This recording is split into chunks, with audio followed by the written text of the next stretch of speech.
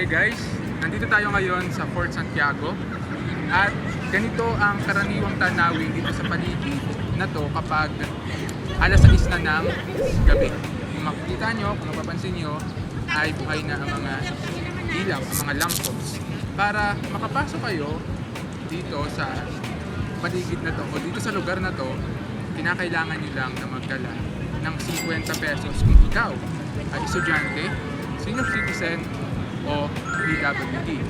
Pero kung ikaw naman ay regular na tao, magdala ka ng 75 pesos.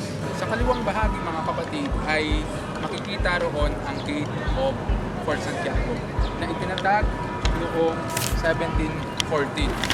Pero sa kasamang palad, nag-iba ito noong 1945 dahil sa Battle of Manila. Pero pagsapit ng 1982, muli itong isinaayos sa tulong ng administrasyon ng Intramuros. At isa nga sa mga nag-ambag dito ay si Carlos P. Romulo na nooy Minister of Foreign Affairs. Hindi lang yon. Habang ako ay naglalakad-lakad dito, ay nakakita ako ng isang historical landmark na nagre-represent sa kasaysayan ng Quezon na nooy kilala bilang Tayabas. Sa historical landmark na yon, inyong matatanaw ay inaalala doon ang naging pag-aaklas ng rehimiento ng Tayabas laban sa mga Espanyol.